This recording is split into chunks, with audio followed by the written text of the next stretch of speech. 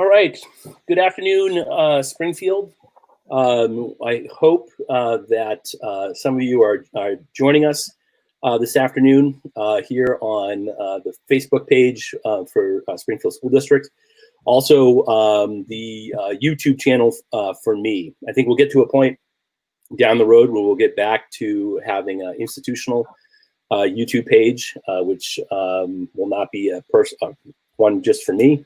But for now, that's the two locations. If you have other people you're talking to or trying to figure out how to get on, the other place they could go to right now is the school district website, and any of the pages, the school pages, if they scroll down to news and alerts, there is a embedded link that will take them to either the Facebook page or to the YouTube site where people can participate.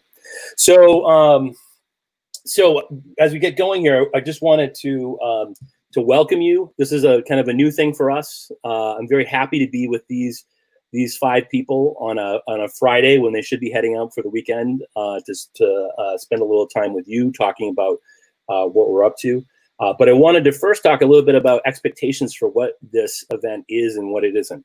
So this is not our opportunity to roll out a final plan to you about what the fall is going to look like. We are still mid-process, and we know that there are some districts around us who have rolled out some initial plans, but we are still working through, trying to stick to the timeline that we originally announced before, which was a target date of August 3rd, to not have everything done, but have some of the big ideas done. Like what is the school week going to look like, and when are kids going to be in school? When are they going to be out of school? What does the mode of instruction look like? Those types of things. So we're not here to give you the whole story today. We're here to tell you the story of where we've been up to this point, where we think we are, and we're probably going to be in a situation a bunch where we are having to repeat over and over again, which is uncomfortable for us at times. I don't know. And so I just want to make sure that people's expectations are clear as we go into this. So before we get rolling and I take you through an agenda about what it is that we're going to be doing today, I'd like people to kind of go around and introduce themselves, because I know you know some of these people from what you from your contact with the district, but for some of you, you might not. So I think I'm going to start right below me, at least on my screen, it's right below me, with Troy Palmer. So I'm Troy Palmer. I'm the school board chair for the Springfield School District, and happy to join in on the discussion today. And how about Bindi next? Bindi Hathorn, principal of the high school, and again, as is Troy, I'm also happy to be here and hope to answer as many questions as we can about the high school model. Rick? I'm Rick Pembroke. I'm the Chief Financial Officer. Happy to do my best to answer any questions you may have.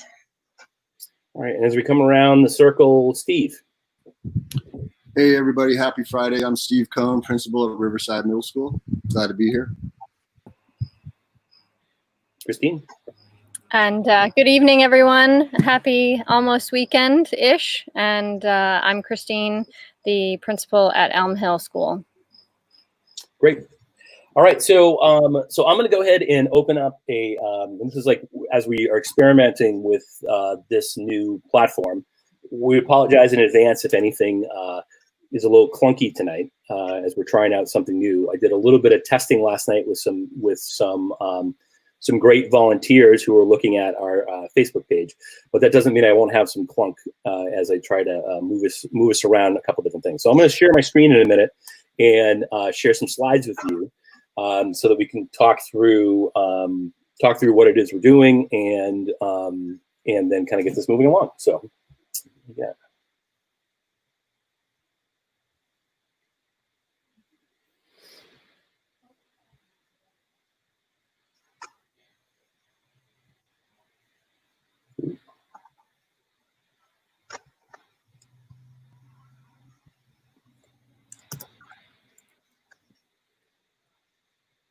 Oh, almost. Like I said, clunky.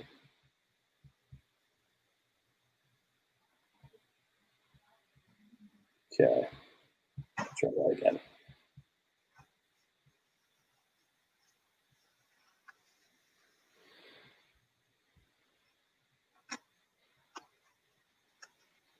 Okay. So, and I kind of my guys who I can hear in a second, if you guys can let me know if my Google slide deck comes up and you can see the initial agenda slide, that would be great. And how about right now, guys? Yes. Great. So, so here's our agenda for tonight. We're gonna spend some time kind of walking you through some things as an initial kind of introduction, and then we're hoping to have some conversation with you through the chat functions. We already went through our kind of welcome and introductions. The expectations that we might not have all the answers for you. There's two things we're trying to do tonight: is answer questions for you when we can, but also through the process of getting comments and having some questions asked, also identify new things that we need to spend some time thinking about. I'm going to give you just a few things on StreamYard, which is the application we're using right now, the streaming service that helps us do this, so you know how to comment and give us some questions.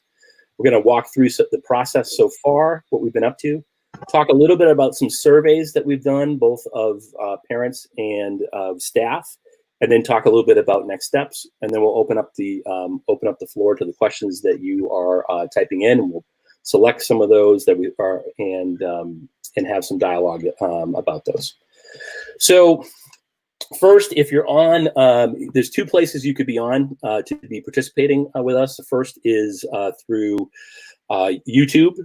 In terms of adding questions that we get a chance to see and then hopefully respond to, if you're in this setup like this, down in the lower right-hand corner here, where right now you've got my name and icon, hopefully you have yours, and you have the ability to type in things that will be sent to us. There's a little bit of a delay because of the stream in terms of when those things get to us, but it will, even if you can't see it, it will stack up in a window for us that we'll eventually start choosing some questions out of.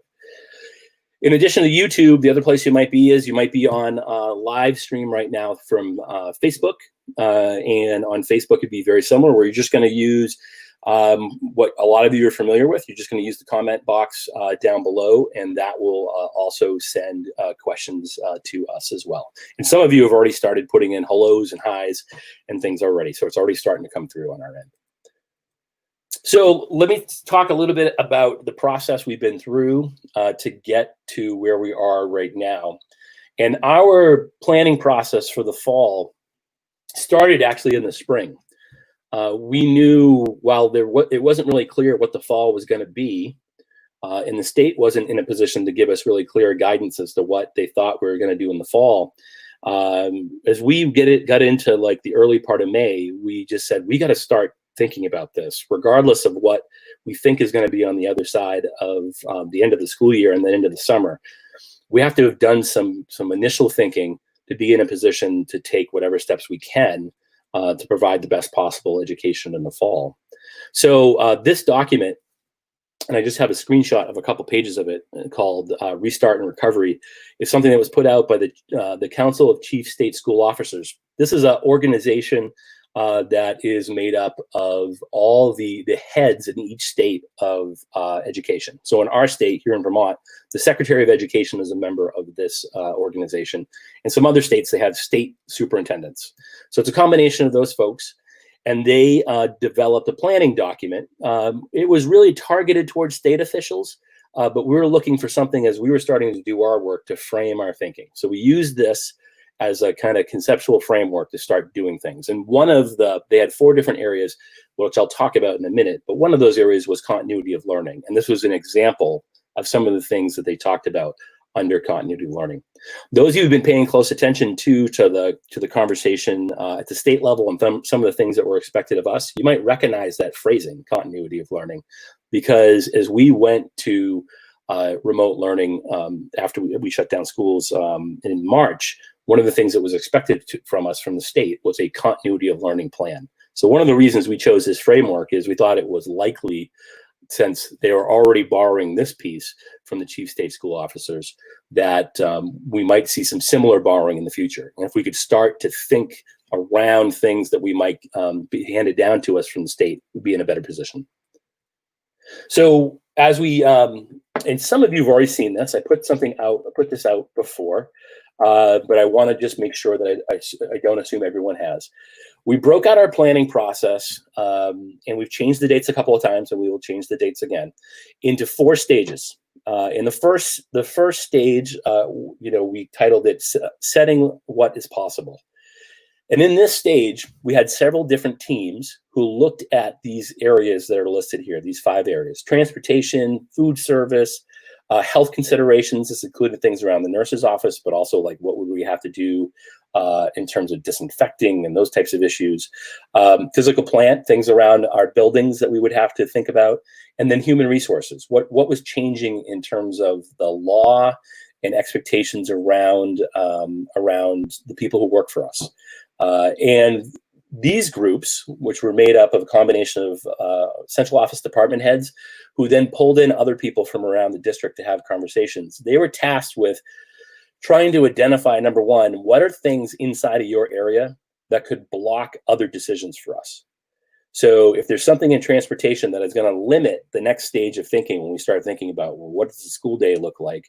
You need to like mark those things down. Here are things that are going to limit the rest of your decision making. Same thing around food, health, physical plant, and human resources. So we went through that process. We had draft documents that were developed as a part of that as we came out just after the 4th of July. Then we were moving into our second phase, which was to re-engage the previous work we'd started in May. So these are these four categories: continuity of learning, conditions that should be conditions for learning, leadership and planning, and policy and funding.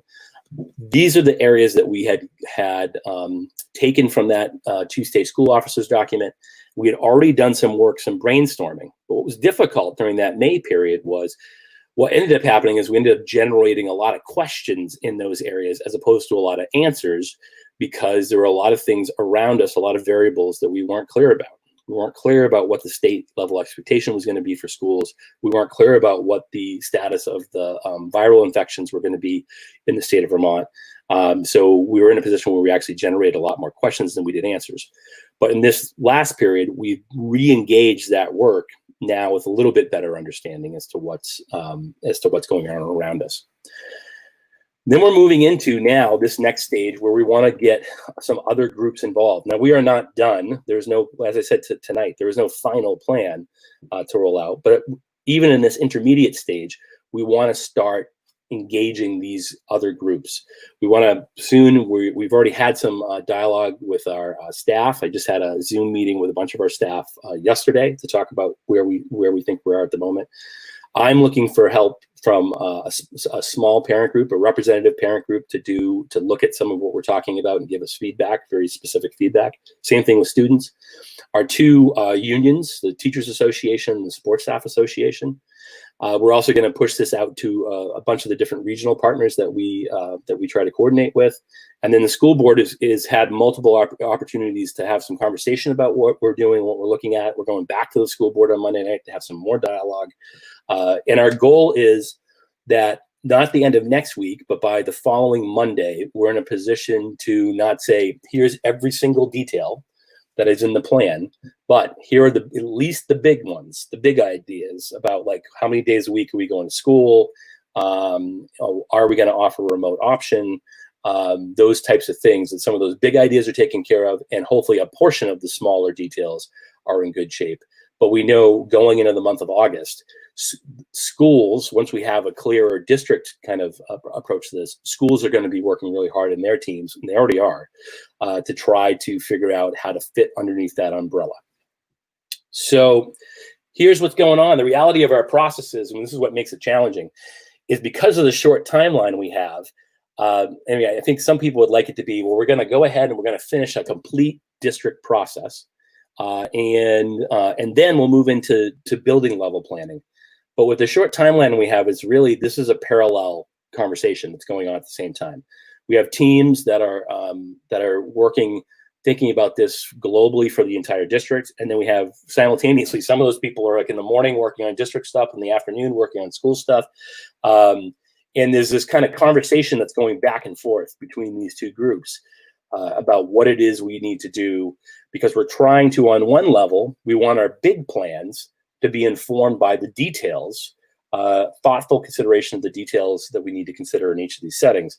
On the flip side, it's hard to do the details until you know what some of the big decisions are. And so that's going to get us up to where we're making some of these big decisions. And then even after, I don't have additional arrows going back and forth, but this will continue where there's this feedback going back and forth between the two sets. All right, this next part, I'll turn over to Troy, who's the board chair, to talk a little bit about some of the direction the board gave us in terms of thinking about our planning. So when we've been talking with Zach and several of the district leaders throughout July as the board, the 5 members, and Zach had asked us to identify the top goals for the school board to flow down to him. So we put some of those together. Of course, number 1 is student safety. We want all the students to be safe.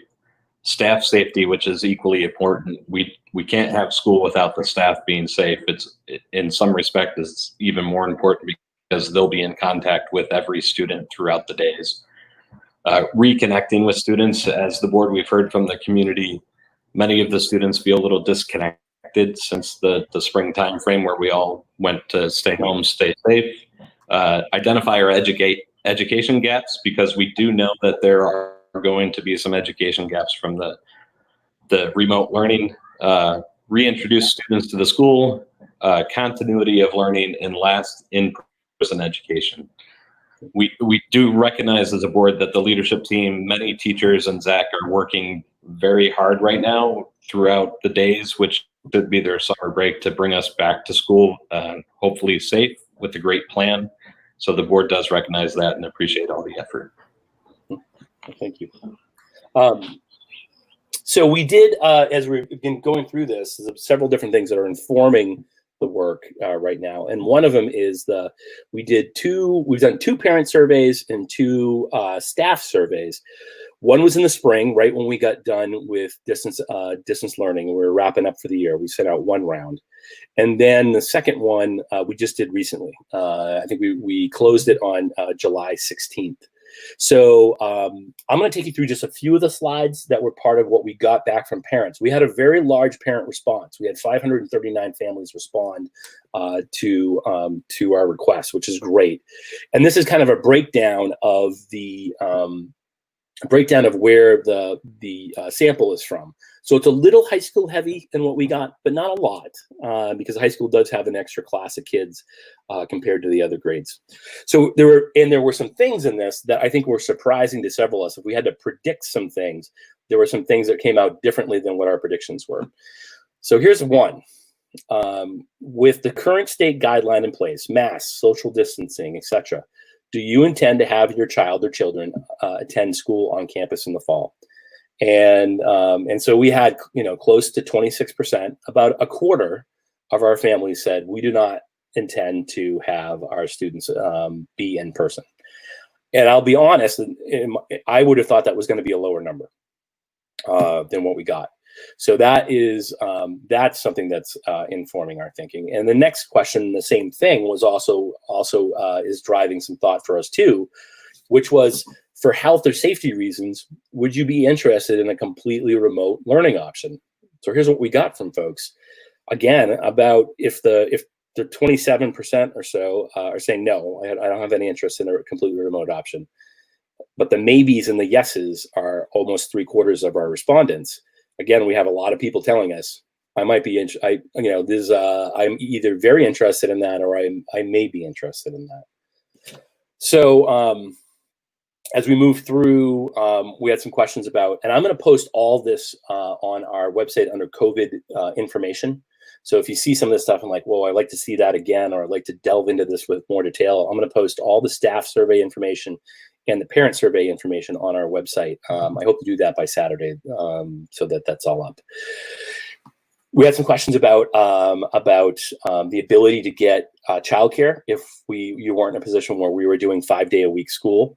Some of those numbers were actually lower than I thought they were going to be in terms of people who were going to have a problem finding childcare. This was the last one, was if we were going to do partial days. This is every other week, something like that. This is around busing. we asked people, and we're going to have some more. I'll talk more about this later, but we're going to do some more. We're going to do some additional surveying. We'll try to do it in short chunks because we're going to try to target some of these things like transportation and some of the modeling we're talking about in more detail. But this was around busing, and what we heard from folks is, about 36% of people saying we would utilize the bus. So not a large percentage of people, which makes, in some ways, could potentially make bus transportation an easier thing for us. This was good news, and I think continues to be good news for the Springfield community.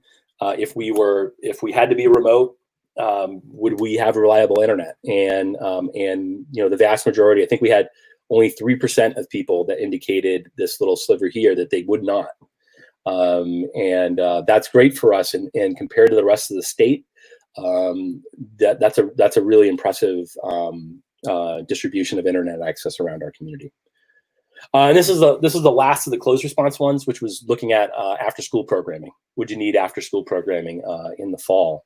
And the vast majority, again, about a quarter of our people said no, I wouldn't need that. So some of those things were surprising to us.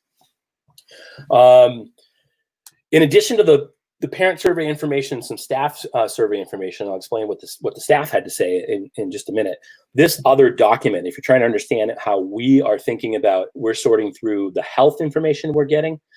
There's a lot of different groups of people to listen to, and our stance through the spring, what I had communicated to all the administrators, were that we would look at state guidance and we would look at CDC guidance. And we would look at the most restrictive of those because we knew that student and staff safety was our highest priority, and whichever of those was more stringent, that was the one that we were going to adhere to. What we're trying to do is, and very often those things are in alignment because VDH, the Vermont Department of Health, takes a lot of the advice from CDC and kind of repackages it in a lot of ways. But this document, if you want to have a good insight into what's driving our thought process around what is safe and what is not safe, it is a joint document created by the Vermont Agency of Education and the Vermont Department of Health that spells out in a little bit more detail. I think as school leaders, we'd all like it to be in more detail, but in a lot of detail, what is safe and what is not safe in the eyes of the VDH and the AOE. This is important as part of the decision-making process for us too, because there is a key provision in here where it talks about the fact that having students and staff distance at 6 feet is highly recommended and best practice, but a recommendation. And so this is a key decision-making point for us. And one of the things we looked at as a leadership team, and this is going to impact something I'm going to show you in a minute, was do we feel like that is a hard and fast rule for the way in which we're going to design the setup of our schools for any type of potential in-person return or not? And the discussion we had was that people said, well, I'm not a health professional, and health professionals are saying this is best practice and this is highly recommended. And as a crew, the consensus was we're going to go with that recommendation because ultimately the safety factor is the thing that we need to consider first.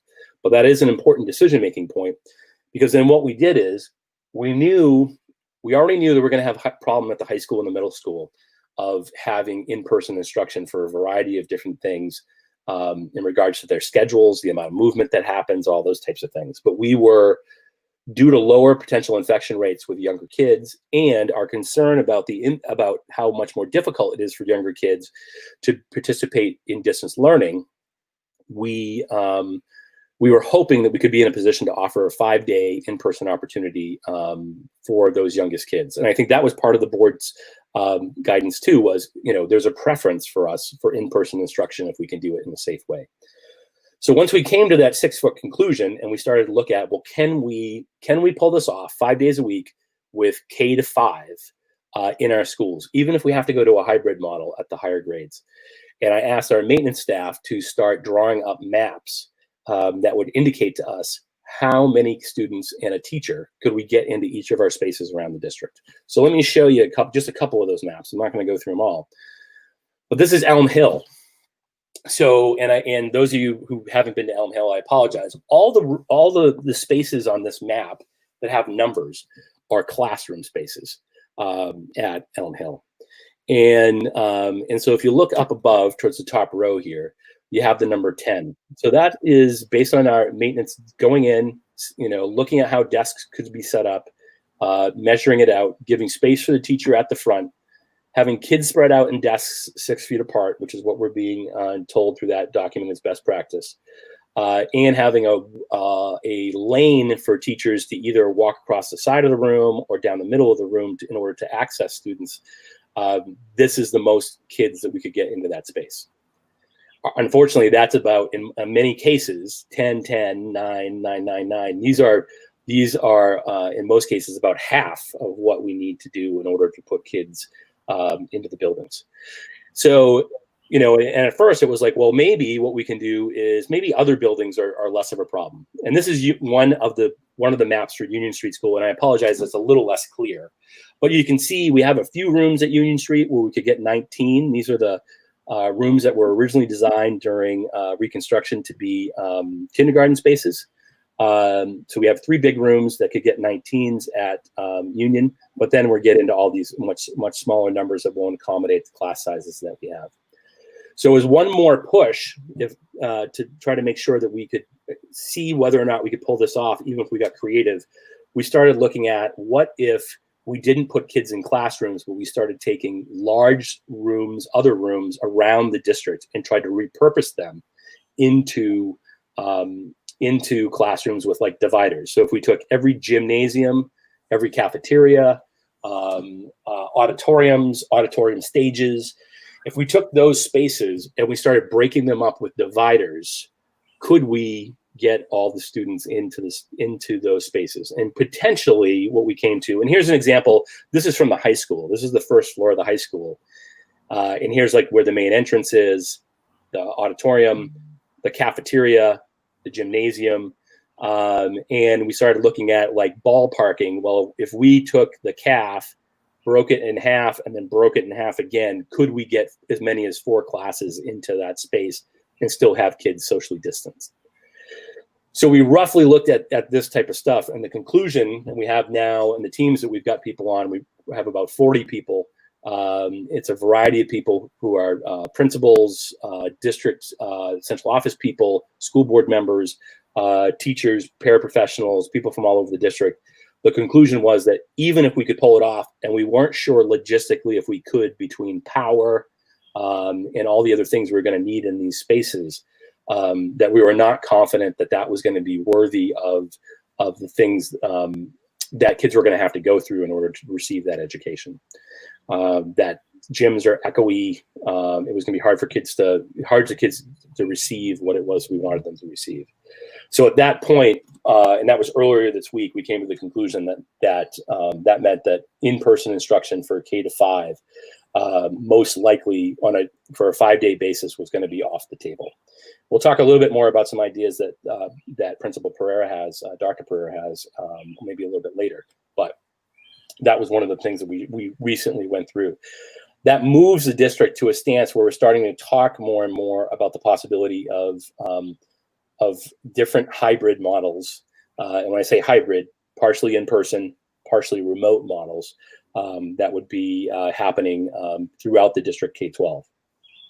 So a couple quick things, and then we'll get to your questions. The staff survey. What we got from staff was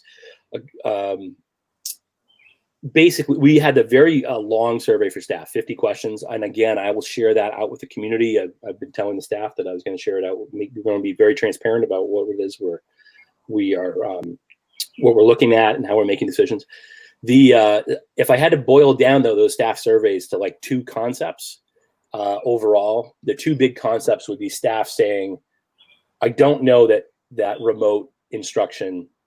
I don't feel comfortable with how successful remote instruction was. And then on the flip side, I'm really nervous about what it means to reopen schools and to have us all pile back into schools again. And that's reality. I mean, that's what we're up against is not just that, what staff is saying is reflective of what a lot of parents are saying too. So the where are we at? Where are we at now? I think we're moving towards a hybrid model. We want to be in a position to make an announcement as we head to the to August 3rd, that Monday. There's a lot of interesting conversation happening around the state beyond Springfield about potential changing the dates for the start of school, pushing back the start of school dates. That is not something we've engaged directly yet. But we are aware that that is a conversation that is going on around us at the state level right now. In terms of next steps, we will be doing a series of additional surveys. Like I said, I will be looking for parents to.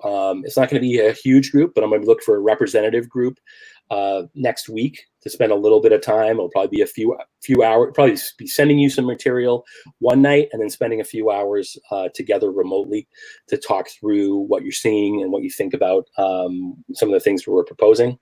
And then we'll be in that process of the partner sharing out to some regional partners later in the week, next week. So anyways, that's where we're at on that stuff. Let me see if I can pull down these slides.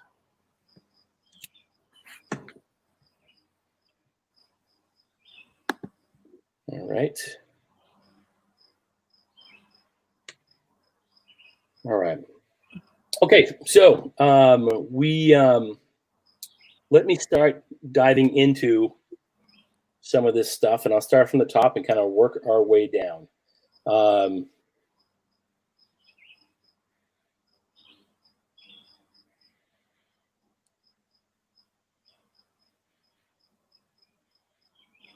Okay. From Glenn Sam McAllister. Will there be an opportunity for incoming third graders to have an orientation at Union Street? Do any of the principals want to talk about kind of some of the conversations you've been having about orientations and the possibility of orientations in your building and what that might look like? I can start with the high school. We are looking at having a 9th grade orientation broken up by advisory. We're still looking at the logistics of that. And we are also looking at when the through 12th graders having some type of a welcoming back for them. And again, by advisory and using the hybrid model if that's what we go with. So we are thinking about how we can do that, obviously following the safety recommendations, but also making sure that kids can interact while still doing the social distancing. So we have, we want to do it. We are just now still working on the logistics of it. Okay, great. I can speak to the middle school quickly too, Zach, and everybody. We were working on that today, and we're thinking because we missed out with our usual step-up day and 5th grade orientation and really had no chance or opportunity to familiarize our incoming 6th grade, that we're going to do probably 2-day orientation for those guys first, just them in the building, and then have a day for each other grade. And that's one of our possibilities, and that's sort of where we're at this point. But it would be similar to what Bindi said around having the kids in their advisories, which they would then stay with for the next 3 years while they're with us. Our whole staff would be present as much as we could do that, and again, working the details out on how we make that work. Great. Zach, go ahead. David's in the green room if you want to let him in if he wants to speak to Union. Okay, let me see. Great. All right, thanks, Zach. Hi, everybody. Yeah, I'll echo what Steve just said. Based on how the year ended for everyone, we were already working with Christine and with Elm Hill to figure out a way to transition Elm Hill kids up to Union Street and to familiarize them not only with the building but with the staff. And so I'd like to do something that Steve just mentioned, which is if we can devote at least a day to incoming third graders, just third graders in Union Street in the building, to just to get a tour of the building, meet everyone without potentially without 4th and 5th graders in there. That's what I'd like to kind of gear up for as well. Great. I get multiple people. I'm going to put one question up here, which is a multiple person question. How do we get to join the parents group? Basically, what we'd look for you to do is, I think your best bet is to email me zmclaughlin@ssdvt.org. I know that I'm not going to be able to get everybody in who would like to be in, but we'll make an effort to have, if I have enough to do a couple of groups, I'll be looking for representative groups. So what I'll try to put together are a couple of small groups that include kind of parents at each different level, parents with students. If, for example, I'll probably be looking for people who have students with IEPs, and a variety of other things. So we'll try to get a representative sample so we get some good feedback from folks. I'm going to go to Ray Rigney. I have several questions here. I'd like to start with this. Last night's meeting, and last night's meeting, for some of you who weren't part of it, there was a meeting for the high school. Last night's meeting had a lot of answers that included the words, "We need to establish policy and guidelines." When asked if these would be published on the district website prior to school reopening, the answer was something to the effect of, "We would presume so," which was disconcertingly non-committal. So I'd say generally, and then I can maybe I'll let Benny speak to it a little bit. Generally, what I can say is that I'm going to pull that down and see if I can reorient this a little bit. My expectation is that we would have things very clearly laid out prior to the return to school. What is going to be difficult, and one of the things I failed to talk about in what I was saying before, is I think we're going to have to seriously consider offering a full remote option. And what will be hard is, I don't know, I'm going to have to find out from people soon whether or not people are ready to commit to that full remote option, because how that is built and what that looks like is going to be dependent on how many students we have that are participating in that, and what is the distribution of those students. So if we have a few students here or there all over the district, then we're going to have one form of thinking about a potential fully remote option. If we have clusters of students, we can approach that in a different way. So we're going to have to figure that out. Now, parents, ideally, what I would have is every single thing is spelled out in advance before you have to make a decision about whether or not you want to accept that option. I don't know that I can commit to the idea that every single thing is going to be spelled out. Part of the problem is that the guidance we receive from the state evolves and continues to evolve on a regular basis. So there will be times where we will have to backtrack some of the things that we've put out there because of external variables that we cannot totally control. And that could be true about state guidance. That could also be true about the track of the virus. If the infection rate in Vermont shifts, that will have an impact on what we're doing, both in the lead up to the start of school and even during the actual school year itself. So yes, I understand that it's disconcerting that we don't have all the answers right now, but I think you're right. We would want to have pretty much it all hammered out and then available in some form of parental handbook and updated staff handbooks, what our policies and procedures are in regards to what we're doing, especially because we're in such a complicated environment. Anybody else want to jump in on that one before I move ahead? Yes, what are some of the safety procedures of how if a student has a temperature or is suspected of having COVID or some other illness, how that's going to be handled. So it was around the procedural things of safety checks and isolation rooms and things like that we need to do at the state level to make sure that other individuals are not exposed as soon as we find out if a student may have it, and what the procedure was going to be around if a student does test positive, what is going to be the procedure for letting other families know, do those families have to be quarantined? It was a bunch of things around that. So what were the policies and procedures that we were going to follow for the safety stuff? I'm going to move to the next one. Kelly Tarbell, do we know how many students ride the bus now, or the percentage just as a comparison? And Kelly, that is one of the things I want to put out the next time, because it's like, okay, so if people are saying 38% of students, 38% of families are thinking about utilizing the bus, to what extent is that reflective of not reflective of what we do right now? And I don't have that answer. I know our transportation coordinator, Lisa Hall, does, and I think the transportation committee had already put together some of that information, but I don't have it at my fingertips right now.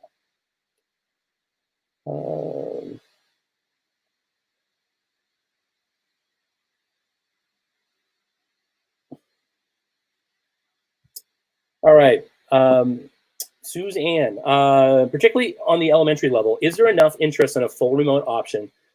Might the district possibly assist in assembling learning pods or small groups of students who might meet weekly to encourage social emotional learning? It's a good question. We are concerned, especially with our youngest grades, about not just the academic loss, but there's so much important kind of social emotional development that happens through our schools. And that, while I don't know how much conversation we've had directly about establishing kind of pods external to us, there is some dialogue about how we would group kids and what we need to do in terms of social emotional work. And I don't know, some of you have been involved in conversations in your building about kind of this type of concern, and some of you have been involved in some teams who have been talking about this, and I don't know if anyone would like to chime in.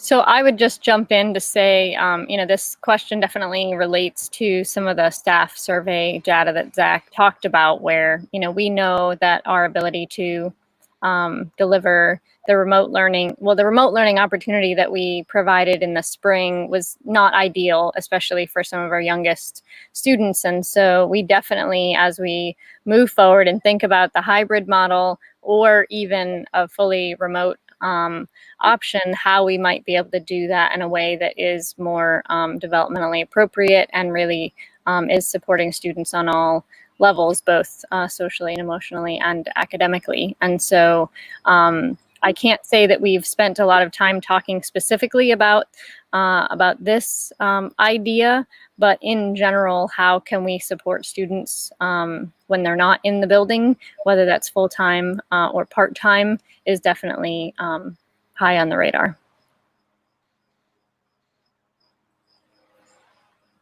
Let's go to Kitty Gilchrist. Kitty asks, while there are still a lot of questions about schools, kids have a number of questions about sports. Do we know what will be happening? If this is the right form, that's fine. So, Bindi, I think last night, wasn't Rich Sapek, the athletic director, part of one of your forums at one point or another? Yeah, he was a part of one of our other group, and the last information that we received is that the would be out by the end of July. We would have more. It was coming out, I believe, based on some updated information I had received. Wanted to review the initial plan and needed a little bit more time to get it. But we have an updated requirements by the end of. All right, so I'll give you. You were in and out a little bit from me, Bindi. I think you're saying end of July. There's definitely a lot of active conversation though about. And if you look at states around us, there are states that have already made the decision to push back fall seasons. But there is a very active dialogue at the Vermont Principals Association about what's going to happen with sports and amongst athletic directors. So, and we're hoping we're going to get that soon, and we'll see. Dave Anders asks, if the final plan is to follow a hybrid model, will the in-person days follow the same format as remote days to allow for seamless transitions? Dave, I think at the moment the easiest way to answer this is to say that we're having that dialogue right now about a couple different things about hybrids. Two, in particular, now the move to hybrid, of course, the motivation is because of what I showed you on the maps. It's like in most cases, we have to put about half of our student body in the building at a time, because otherwise we can't socially distance. So so inside of that question about hybrids, we're having dialogues about, are we going to go, I think there's two different questions. One is around what days of the week are students in. So if you're like, there's one model, which is Group A comes in on Monday, Group B is at home. On Tuesday, Group B comes in, and Group A is at home. Wednesday, everybody's remote. We're doing some cleaning and we're servicing remote learning. And then Thursday, back comes A, and Friday back comes B. That's one approach. Some people like that because we've got a little bit more continuity. There's less days between when we're seeing kids. The second approach is Monday, Tuesday, kids come in, one group, then they exit. Then on Thursday, Friday, the other set of kids come in. I think also in your question, and this is something we're talking about, is it possible for us to do something where we say, hey, Monday, half the student body is off campus, but we are trying to teach.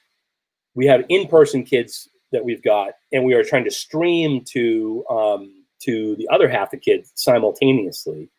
And that way we don't kind of lose face-to-face instruction time, even if it's remote. We're still having those dialogues. We've got some concerns about our technological ability to pull that off. And we've got some concerns about the pedagogy, the style of teaching, and whether or not that would lead to, if we try to do both kind of streaming and in the classroom simultaneously, does that lead to both, kind of, rather than having really good in-class stuff where you send kids home to do some practice, you end up with lousy, kind of half-done, half-baked in-person instruction and half-baked home stuff at the same time, because we're not really doing either one of them well. So we're having those conversations. And I don't know, again, principals, some of you are having some of these dialogues with your teams, or just your own opinion of where kind of that thought process is for you at the moment.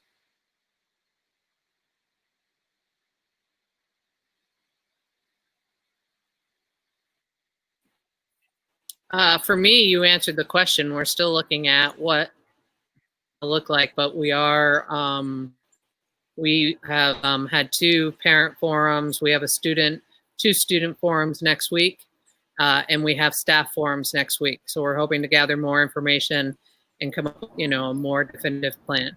But what Zach is what we're doing and thinking. Process question. Oh, go ahead. I'm sorry. Go ahead. I'll just jump in.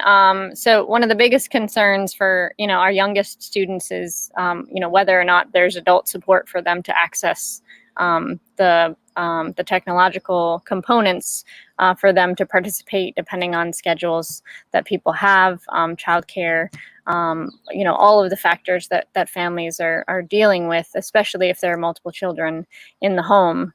And so what we are considering for the youngest grades is, does it make more sense to focus the energy and attention on the students that are there in person at the time that they are in person, in order to really hone in on what those students' needs are when they're present, and then how to stay connected with the students who are not present, that is accessible for all students. And so that is something that we are also still grappling with, but something that, again, we want to make sure that whatever we do is accessible to the students and for the families. So I'll just give a quick process question. Sharon Cox asks, are there questions coming through for the YouTube participants? There are. By the way, we have more. It looks like we have more people chiming in on Facebook at the moment. I think she had a question about homeschooling applications due August 1st, and if that would be extended. Oh, here we go. Gotcha. But that would Here's Sharon be a Cox. question. Yep. Yeah. So is the date for homeschooling applications is August 1st? Will that date be extended? Good question. So this is not something we control. Some of you know this, that in the state of Vermont, there's a home study office that is connected with the Agency of Education. And typically August 1st is that deadline. I know that at the superintendent level, we're having conversations with the Agency of Education about the need to give parents, more time to consider their options. Also, the home study process is not as easy as just saying, I'm going to homeschool. There's an application process. There's you have to demonstrate what it is you're going to do, how you're going to provide that education. So in a normal year, that's how that happens. What we don't know is in a COVID environment whether or not there'll be a loosening of some of those expectations or not. And I think there are also conversations happening about that as we go as well. But that is something that is happening at the state level, but with input from schools. Let's see. I had one.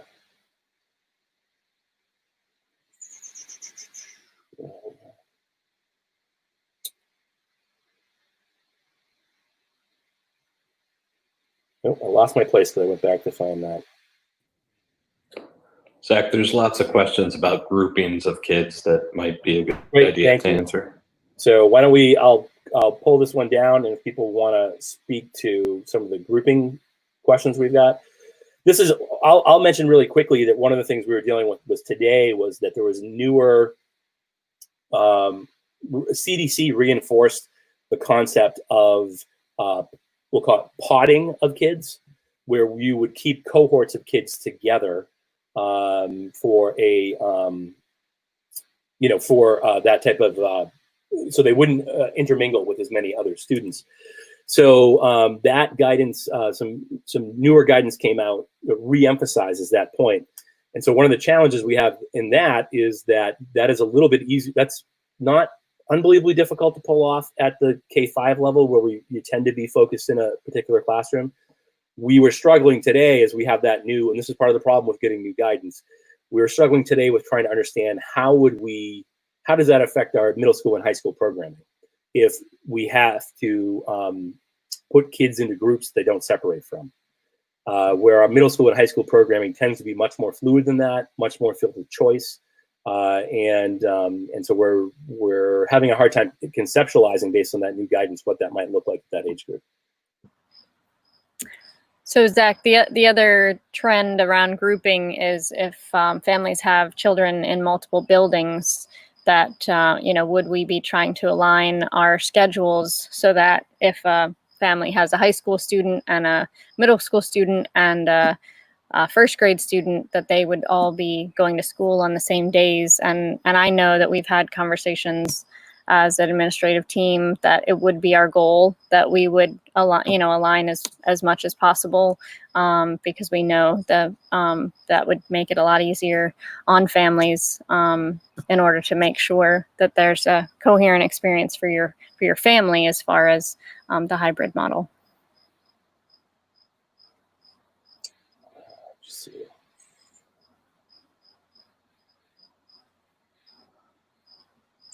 Carly Weeks, if we go with alternating kids in and out, would there be one group of staff for in person and another group of staff for online? So I think, just to reemphasize, Carly, what I was saying before, it's really going to depend on, we're going to need to get to a point where we have a clearer understanding of who are the families that would be interested in a remote option that we would put together. And how many students are we talking about, and what is the distribution of that group of students?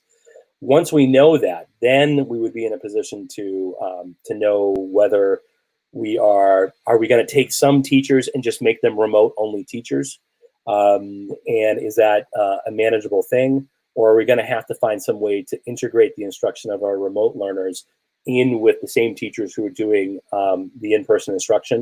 And if we're going to do that, how do we do it in a way that is manageable for that teaching staff? So a lot of it's going to come down to some additional surveying we're going to do with families, where we're going to try to zero in on what those groups of students look like.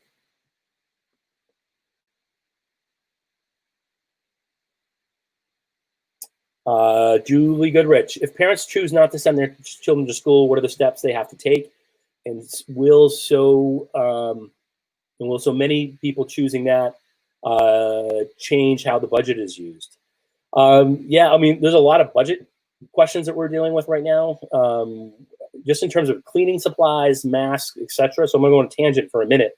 We know we're over $500,000, we think, in unbudgeted costs for all those different types of protective equipment. As we start to explore things like the possibility of having to put extra people on buses to do temperature checks and things like that, it's getting expensive. To your point, Julie, if people go to homeschool, they're no longer part of the school district at that point, and so it does have an impact on a future budget for us. Not particularly. We might change the way we think about using our funds, but the next budget season it would have a significant impact on us, because let's say a quarter of our students went to home study, then what would happen is we would look like we have a quarter next year when they look at our pupil count and decide what our per pupil cost is. It would go through the roof, because the number of students we have involved would be far less. So those are some of the things that are affecting us on the budget front.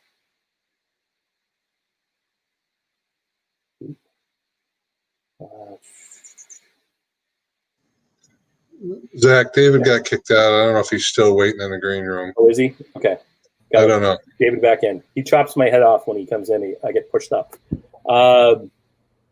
Let's see.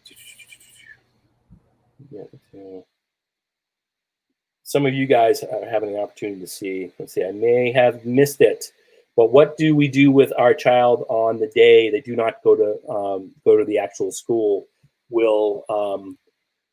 So what if there is not in-person instruction? I'm guessing this question is really about childcare, and are we in a position to offer? I think it's supposed to say, will All for One be opening? Oh, I got it. All for One. I don't at this time, in terms of the amount of need, we don't think, and this is crummy, but we don't think we're going to be in a position to be able to offer 5-day-a-week childcare that would. If we're in a hybrid, we wouldn't be able to be like, well, your kids can be in All for One on Tuesdays, because on Mondays they're in class, on Tuesdays they're in All for One. I don't think, from the looks of it, and this is a lot of districts are discovering this around the state, that we'd be in a position to offer 5-day-a-week childcare, and that is not something that's sitting well with us. But we're not sure how we are going to be able to pull it off. So at the moment, we don't anticipate that All for One would open in like a more robust way. We're still exploring what's going to happen for All for One, but we don't think it would be set up in a way in which we could accommodate everybody in terms of childcare, which we know stinks.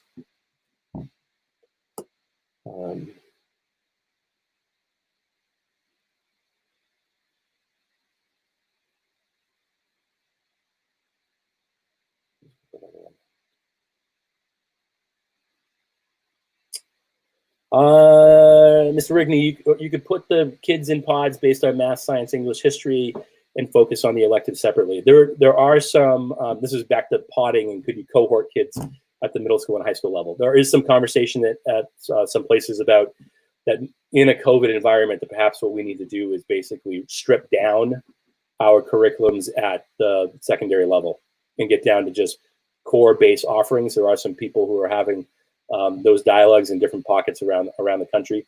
And I think that is the type of thing that if we're going to look more at podding or cohorting kids at the upper grades, I do think, Mr. Rigney, that's probably what we'd be looking at. We'd be stripping back our offerings that were available for our kids. Troy, I know you were looking over here in the chat box. Did you see other themes that we might want to hit as we're running out of time? I think there's still some questions around siblings being grouped that keeps coming up. Yeah, I would say that I think over and over again. So one of the things that we've been talking about is in some cases, some schools, let's go back to this. If we're in a 4 days, we're in-person instruction, but 2 days with half the kids and 2 days with the other half of the kids. One of the conversations we've been having is that different, just in terms of pedagogy, like best teaching for kids, there is definitely some conversation about the fact that some grade levels would like the Monday-Thursday option, we'll call it, and some grade levels would like the Monday-Tuesday option, depending on who you talk to in terms of what works best with certain kids. I think one of the things that we're going to survey parents about this, because I want to get to the root of this, is a lot of people are feeling like that despite the fact that different schools might want to be slightly different in that approach, that we're really worried about that impact on families, and that we really need to try to align things so that if you have multiple students in our district, that you know that they're all going to be home on the same days, If they're younger, you're looking for childcare for both of them on the same day.